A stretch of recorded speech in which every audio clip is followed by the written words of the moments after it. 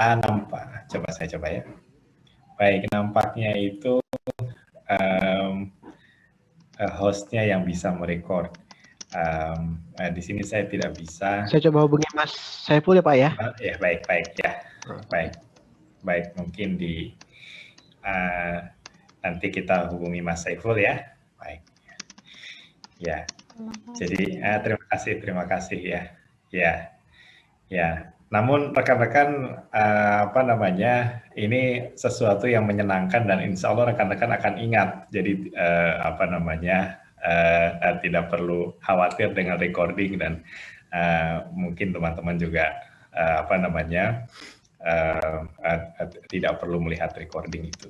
Ya. Baik. Nah, sudah terlihat screen saya? Sudah? Sudah ya? Sudah ya, baik ya. Nah, untuk kemudahan atau misalnya untuk kelancaran koneksi di tempat masing-masing, termasuk mungkin juga di tempat saya. Masih di mute kayaknya. Masih mute? Baik, sebentar.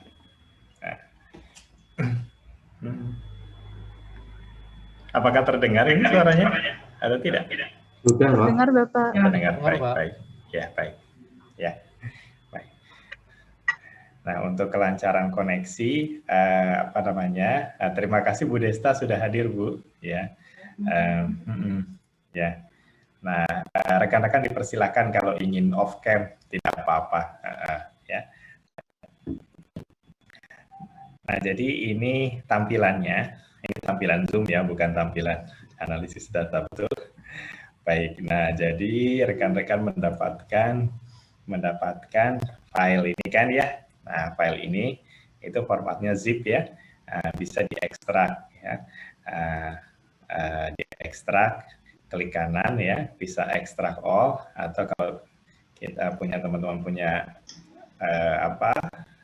program yang lain seperti 7zip atau WinRAR dan WinZip dan lain-lain ya, itu bisa menggunakan itu. Nah, ini saya ekstrak ke folder ini ya, jadi diekstrak ke folder sebaiknya ya, jangan diekstrak ke folder ya. Jadi buat folder dulu, kemudian ekstrak di situ ya, atau ekstrak ke folder. Baik, nah jadi kita punya folder ini ya, kita punya folder apa? Folder ini.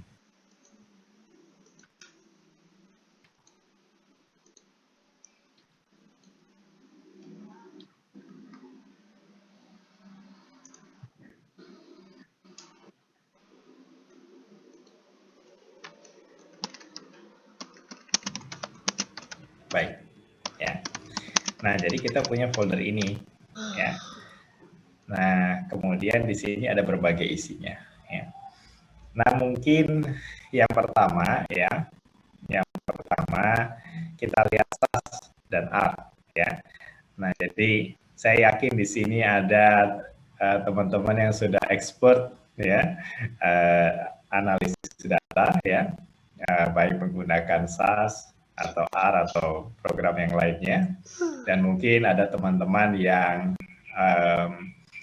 tentunya sudah melakukan analisis data, namun mungkin masih belum banyak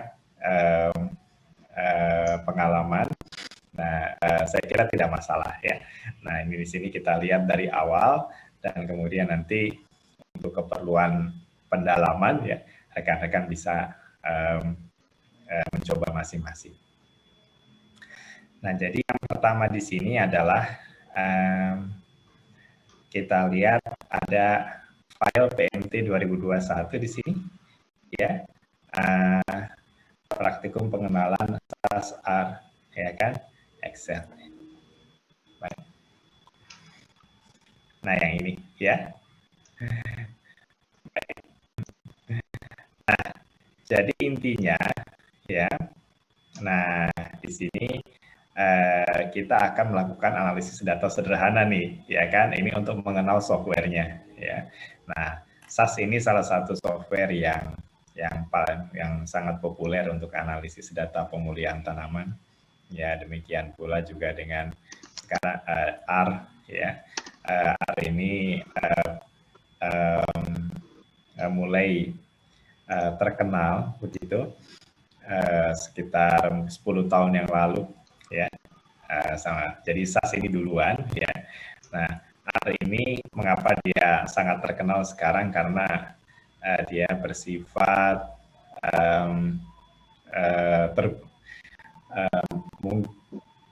terbuka pengembangannya gitu ya. Jadi bisa dikembangkan oleh banyak orang di seluruh dunia ya. Dengan pengembangannya ini maksudnya terutama pengembangan modul-modulnya gitu ya, pengembangan modul-modulnya demikian.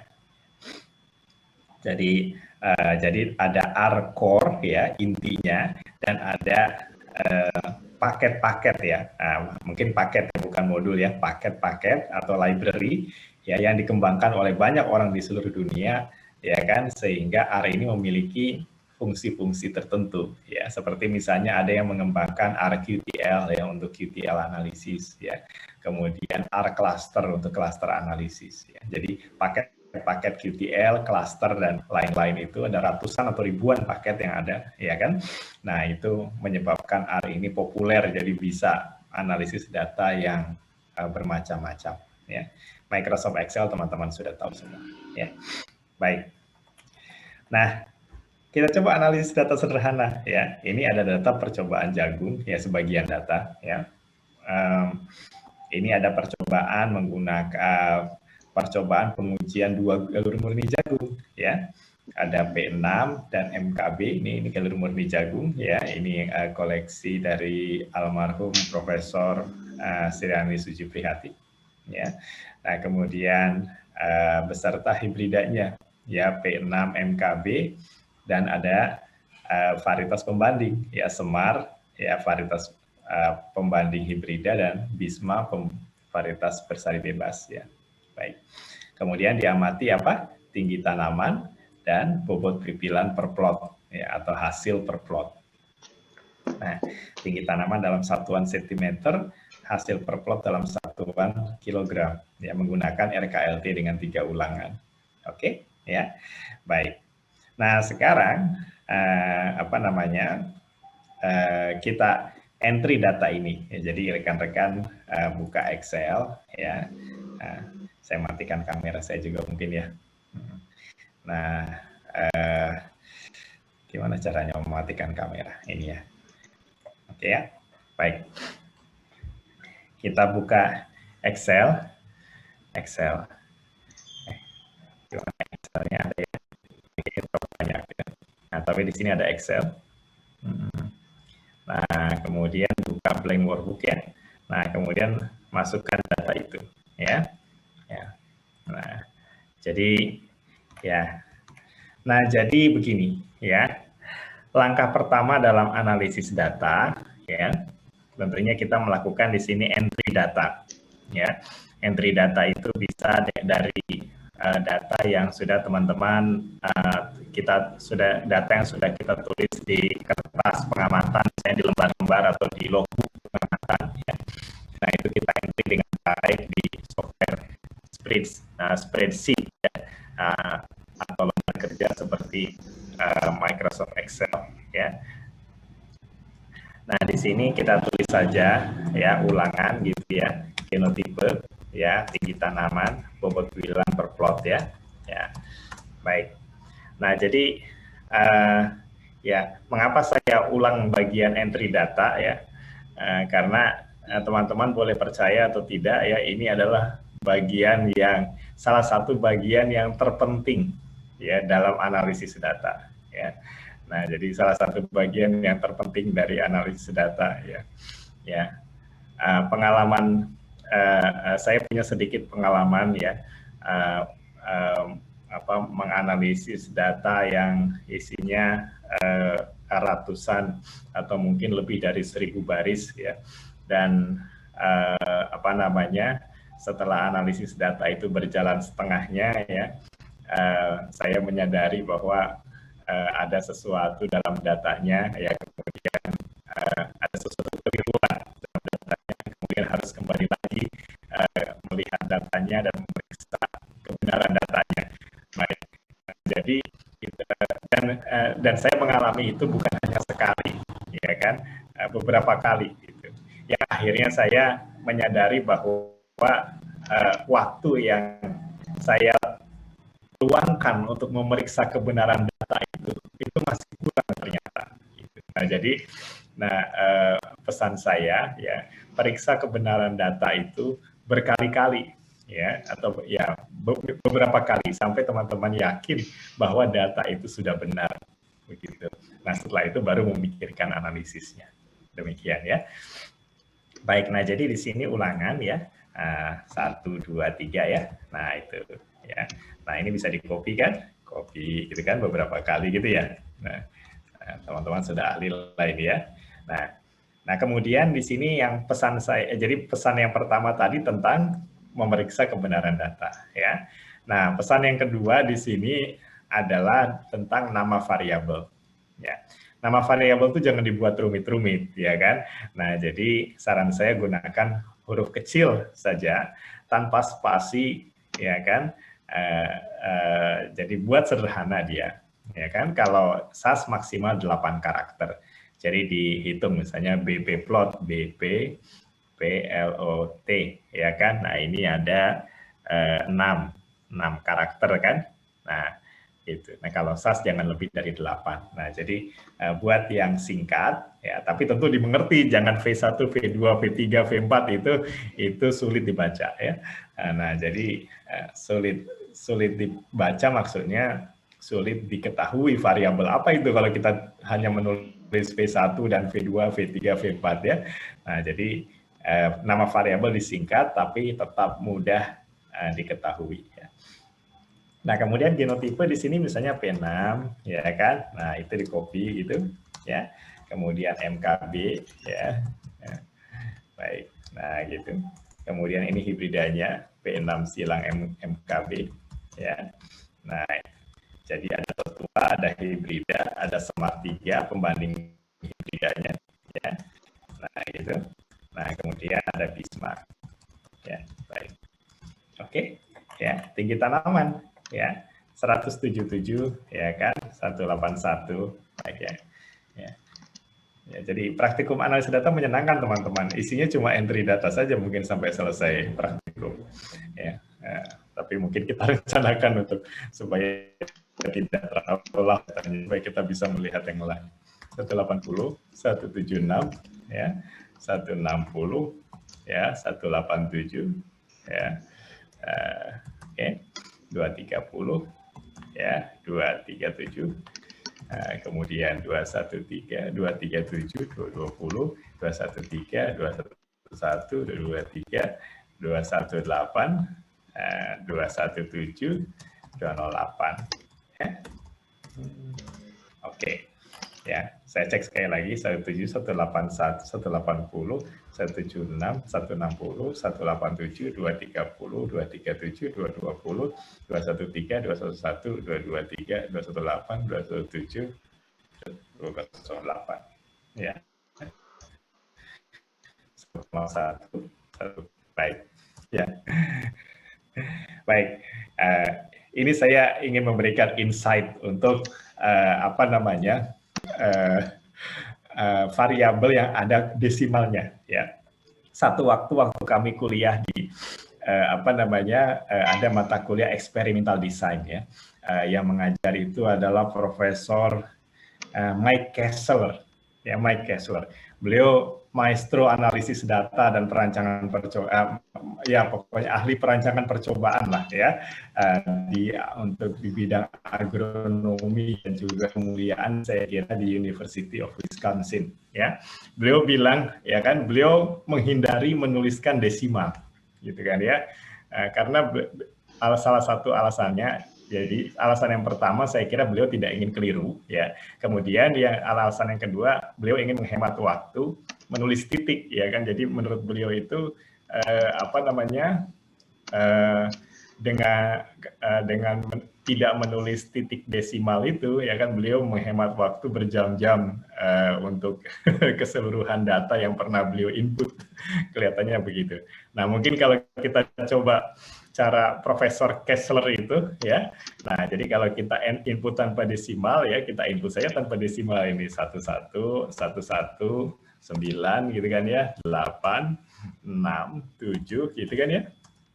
Kemudian 2, 3, ya ini berarti 20 ya, 20, 23, kemudian 26, 19 ya, 19, kemudian 19, 2 ya, 2, 26, kemudian 19, ada yang salah saya tidak? 22 ya. Oke, ya, baik. Nah, jadi di sini kita lihat di sini 11, 11, 9, 8, 6, 7, 20, 23, 26, 19, 20. Ini 20 salah saya.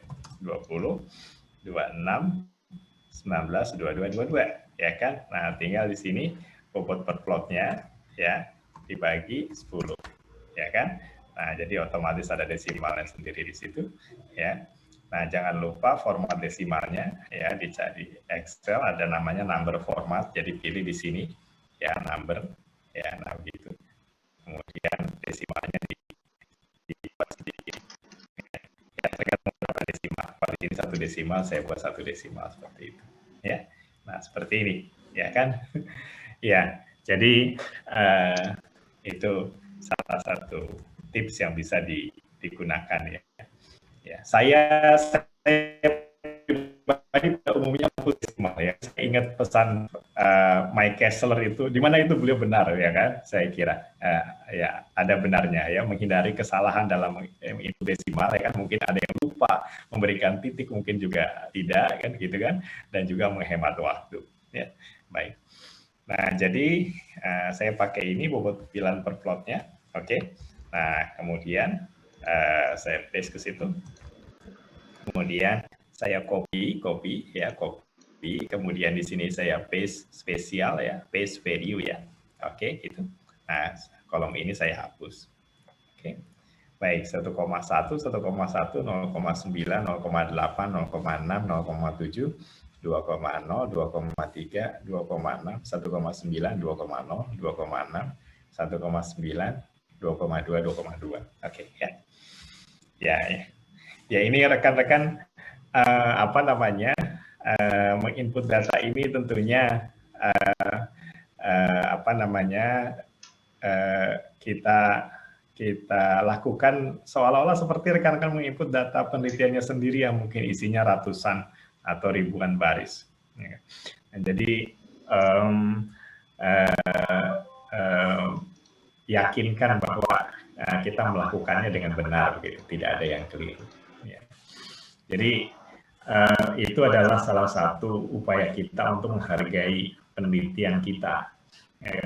Dalam penelitian kita tentunya kita sudah memelihara tanamannya, atau teman-teman yang penelitian di lab ya sudah melakukan teknik yang sulit ya untuk mendapatkan data ya.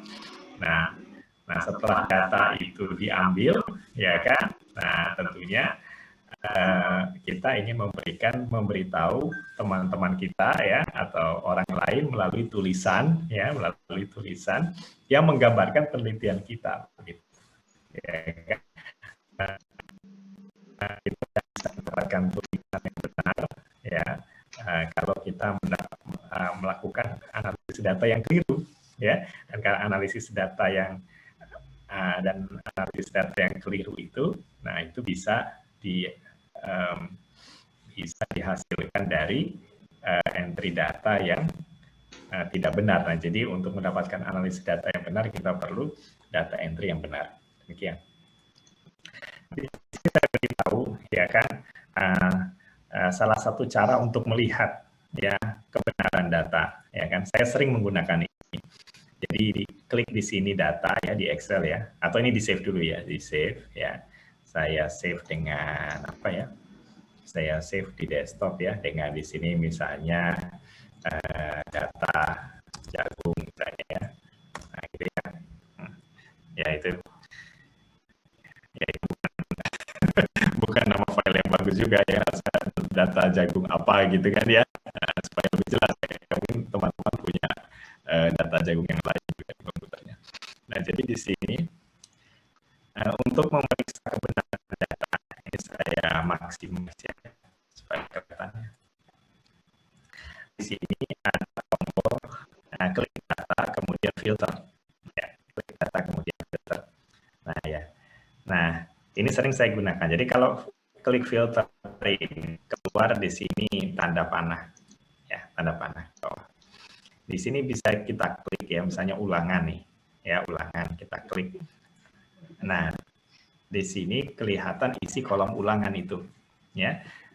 Nah, isi kolom ulangan 1, 2, 3. Nah, kemudian setelah klik ini sambil kita bayangkan isi kolom ulangan ini seharusnya angka berapa saja, ya kan? Kalau ulangannya ada 3, berarti yang muncul harusnya 1, 2, 3, ya kan? Kalau misalnya kita ada yang salah ketik, misalnya 3, kita tulis 30, ya kan? Maka isi kolom ulangan itu ada 1, 2, 3, dan 30, ya kan? Dan di situ kita bisa tahu, ya kan? Ada yang salah entry di situ, ya. Nah, begitu. Nah, kalau ada salah entry, ya bisa kita checklist saja, ya kita matikan yang lain, ya kita checklist angka yang salah, kemudian ini seharusnya angka berapa, misalnya angka 3, ya kan?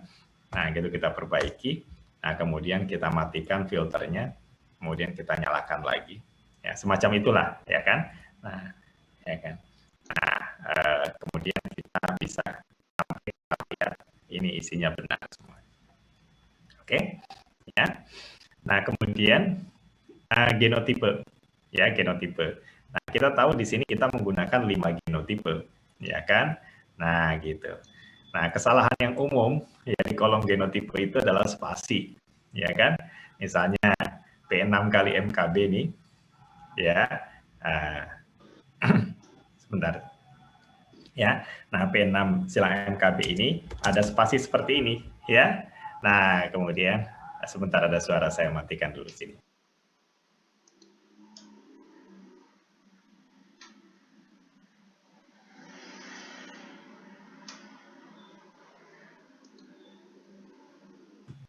Baik.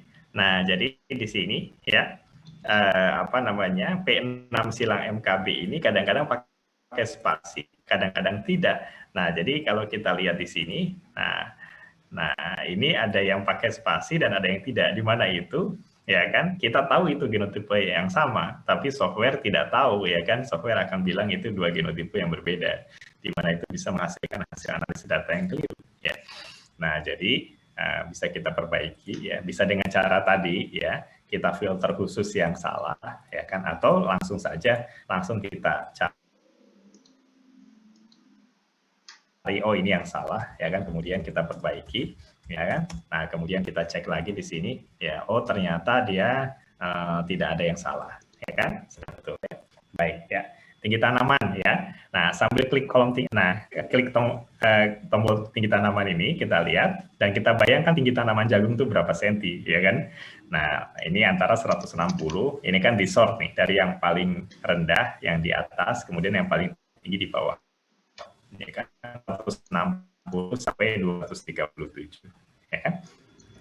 Oke, ya kan, itu wajar. Nah, kemudian di sini buat pipih per plot. Nah, sebentar.